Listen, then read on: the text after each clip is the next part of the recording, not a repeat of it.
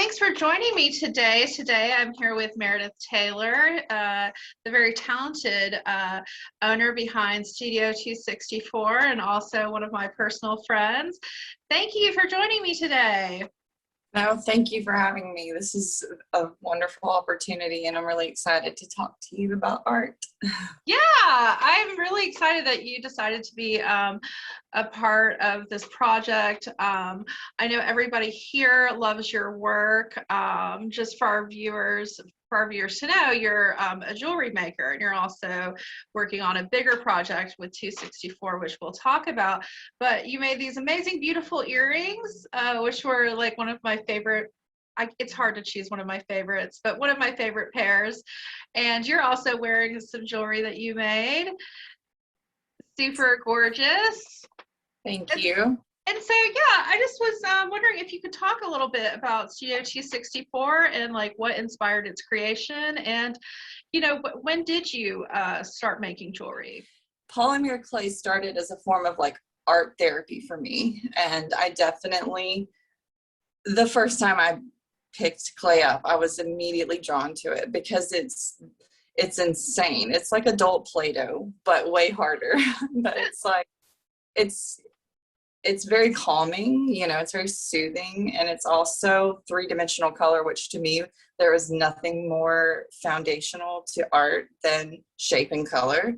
So once I started, you know, baking clay earrings for myself, and which also this stems from shopping with my mom one day, and I was going around, I was like, I do not want to wear any of this. None of this speaks to me as an individual, or as, you know, and it's not like I'm like, I have to be so different from everyone else. It's more like, I know what I like.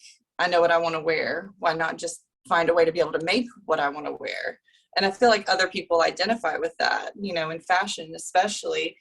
And, you know, big box stores, even like Urban Outfitters. I mean, it's also just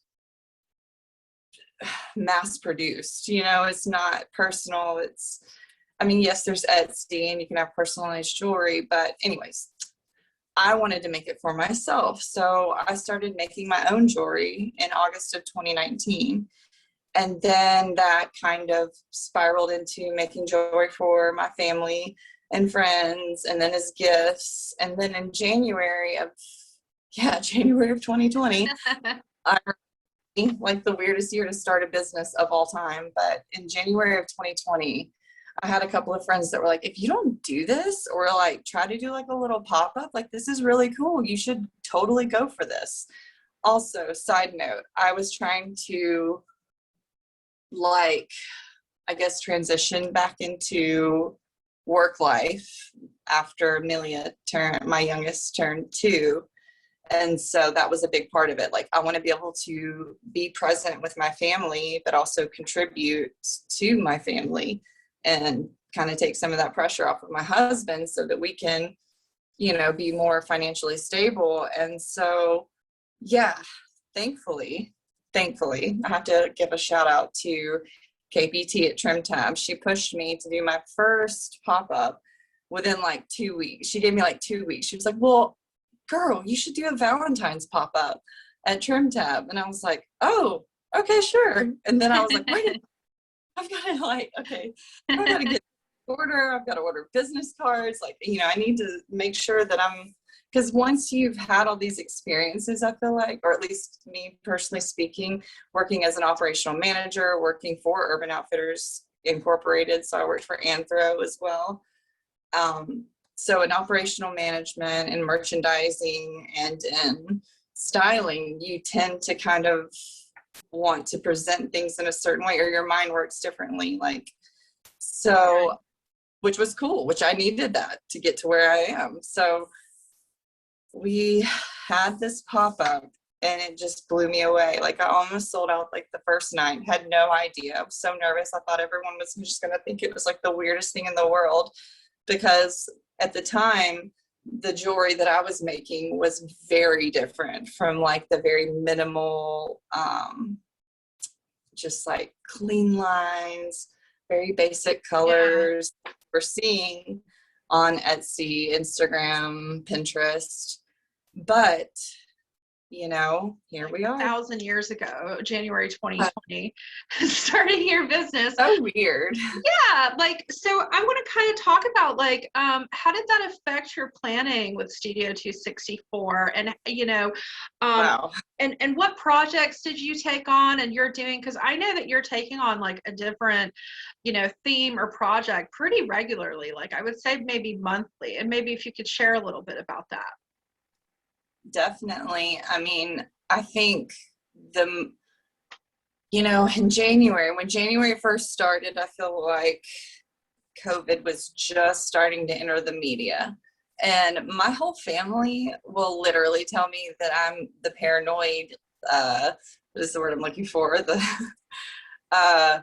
Like I'm the conspiracy theorist. But you know what? Everything that I'm terrified of ends up happening. So I think that it was still this unknown, oh, that's over in China. Okay, whatever, that doesn't affect me. And then it just kind of started to spiral. And then obviously it was so downplayed in America at first that, we weren't really prepared for it. So like I said, I did my first pop-up in February? February. And then I remember that I had a Cahaba Brewing Humane Society pop-up that I was at, or market that I was asked to be a part of. And that was supposed to be on St. Patrick's Day. And then just a few days before that, we were in lockdown. Like it completely shut down. And so, yeah, I was like, what am I going to do? Like, how am I going to sustain this business? And so I think people who have a genuine desire and just a drive to be a creative professionally, I think you will find creative ways to be a professional. You will transform with your situation, and you will be creative and think outside of the box. And that's what I tried to start doing. Like, how can I do this? So obviously, I think using social media to my advantage helped, and making sure that I connected with like-minded individuals who kind of understood, hey, we're all in this situation together, and how can we sustain some sort of livelihood through all this. And so it did affect planning. It forced me to kind of change things. And then, with my oldest being home, I had to virtually teach her, run a business, run my household. I mean, it was like a madhouse. I was like, what am I even do? When it was like when Robin Williams comes back in Jumanji, and he's like, what year is it? So I know that Studio 264 is, a big part of it is you making beautiful pieces of jewelry, and now you're branching out into like homeware things. But I know that it's also like there's a bigger vision for Studio 264 that involves another side project branch to that called the Parlor. Can you tell our viewers a little bit about that? As best I can for where I'm at. So, again, there's history there. My grandmother, my great-grandmother, she had a beauty parlor in Warrior, Alabama. And, well, it started out in actually very close to where I live now, right down the road. And she worked and developed this little community, and she worked so hard her whole life and ran a beauty parlor out of her house, and put my grandfather through engineering school at Auburn, which I've shared with you before. And to me, there's nothing more beautiful than, providing a space for, and not just women like we were discussing earlier, but for women to feel beautiful and good about themselves and have a safe place to kind of congregate. And so with the parlor, I wanted to long-term establish a place for maybe artists to come work, classes, a retail space for artists to showcase and sell their work, where all of these things might not have been, probable or words. Available to them. Yeah. Thank you. Oh my God. Or, you know, I think the future of brick and mortar is like a mercantile situation, but I Right. want to more about like community and education, and that definitely I feel like starts with the interview process. I feel like you cannot do something on this scale without having conversations with other artists, other people in your community, and like-minded individuals. I cannot do what I want to do alone by any means. I'm definitely going to have to make sure that I do this one step at a time, but I wanted to create a platform to where, you know, since we still aren't able to really do very many live shows or art galleries like you and I talked about a couple weeks ago. And I know that there are people who are making amazing art in Birmingham and just so cool, and their stories are incredible. I was blown away at Byron's answers. Like, he made that interview. My questions were just very generic, but my interest in him was so genuine, and I knew that his story was so cool, and I could not wait to read, not hear, because we communicated via email and Instagram. But I mean, his perspective alone kind of started more ideas and more direction. And, you know, it's hometown stories and artist interviews for now, but then I want to grow it to more of like an artist collective, and, you know, where we have some collaborations and like an art label. Like, that's my dream, is I would like to be a creative director for an art label in a place where artists feel safe, and a place for artists by artists. Because if we don't, I realized the other day, I was like, I'm 35. It's pretty much, yeah, it's like I'm the adult that's supposed to be. You're young. We're young. The way for, but there's responsibility to it. Like, Yes. I'm the generation that has to take the mantle and has to make it better for the next generation. And that's what I think, you know, if you don't feel that, then that's okay. But there is a massive responsibility in that, and sustainable, you know, I don't know, just all of it.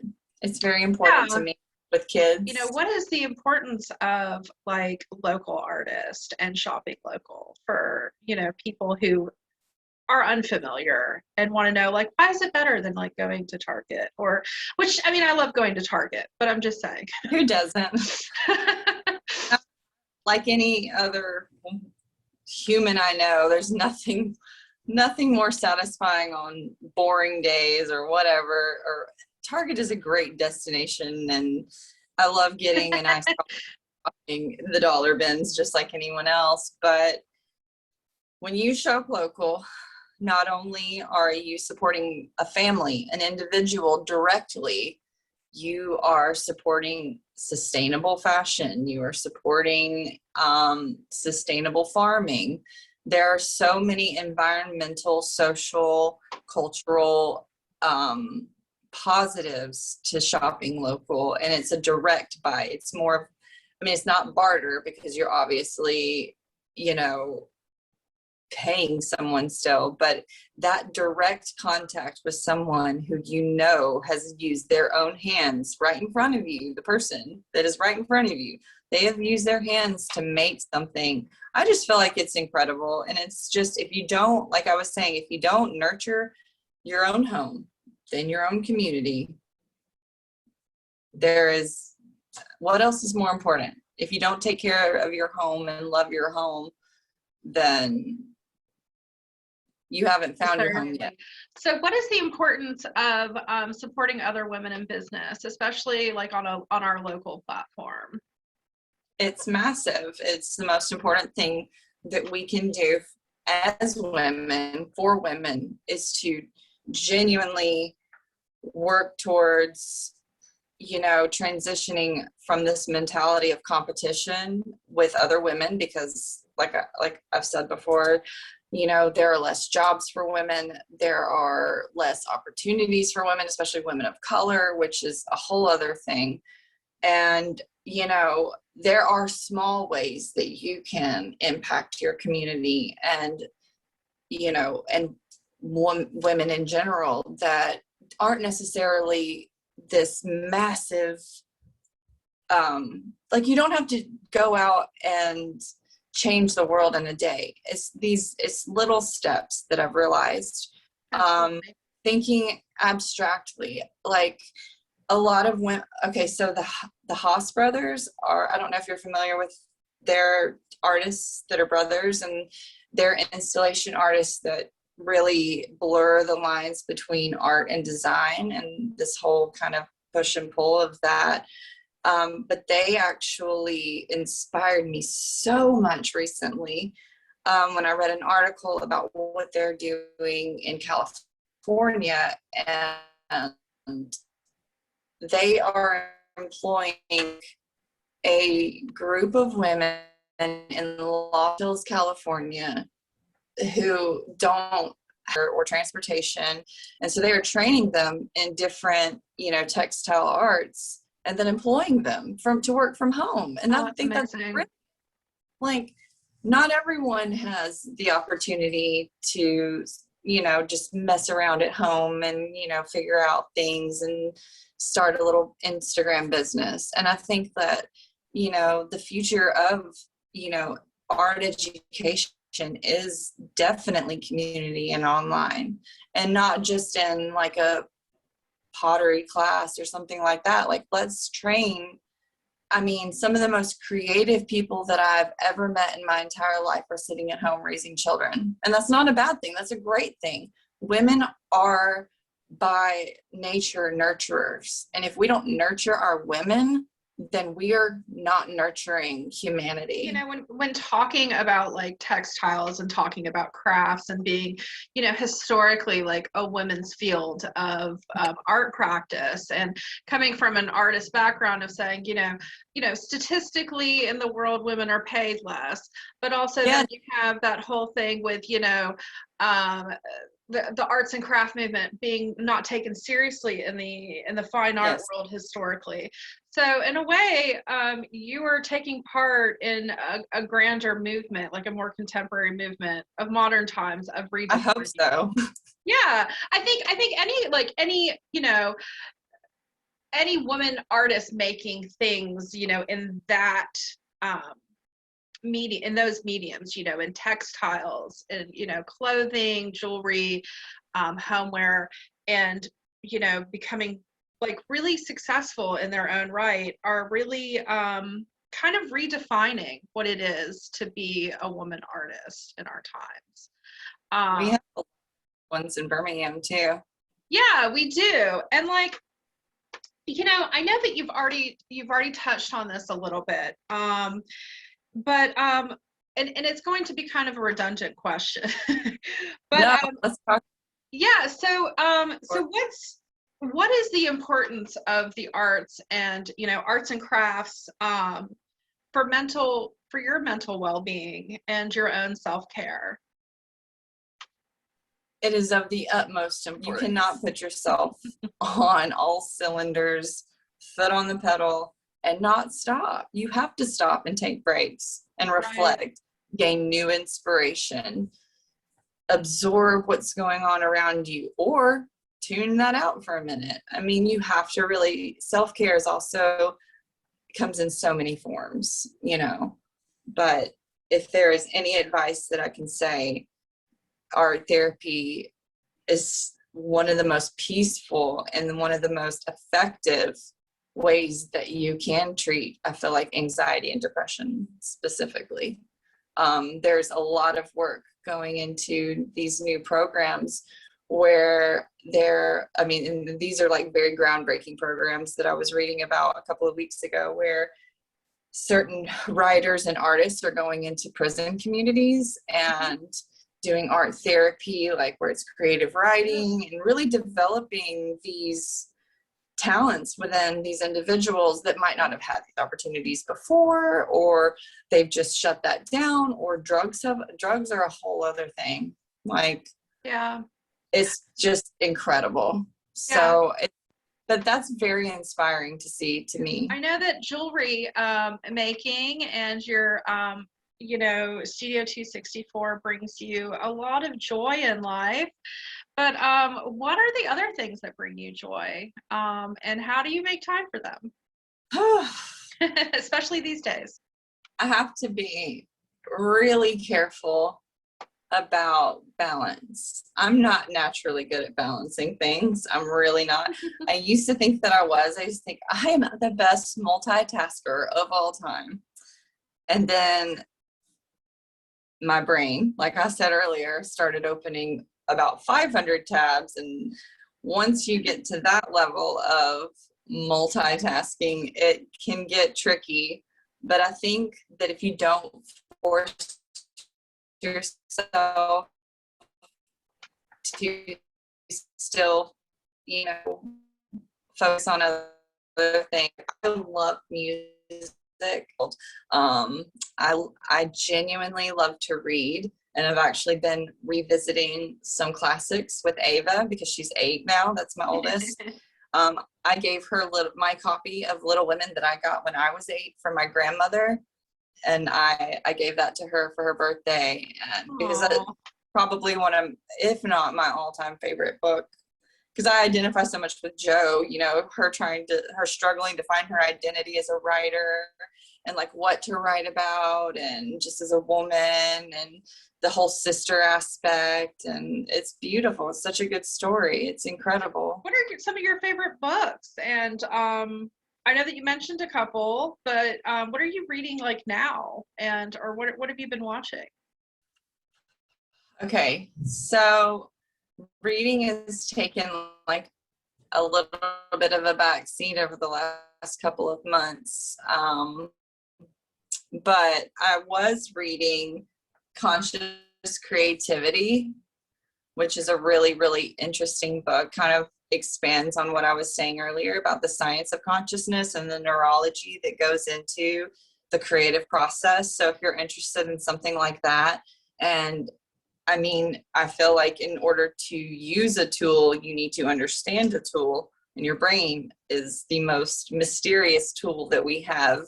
And so that was really, really, really, really cool. I was also, okay, so again, I'm a mom. I'm a stay-at-home mom. So Ava had a project, and she picked Leonardo da Vinci, which I was like incredibly proud. I was just like, yes. I have a book that my grandmother gave me that I revisited recently. It's Monet, and the Triumph of Impressionism, I think. Wow. Mm-hmm. It's really, really beautiful, and it just talks about how that movement kind of started. I generally tend to, and I just reread through some of the Game of Thrones books, and I say recently, but in like the last 6 months.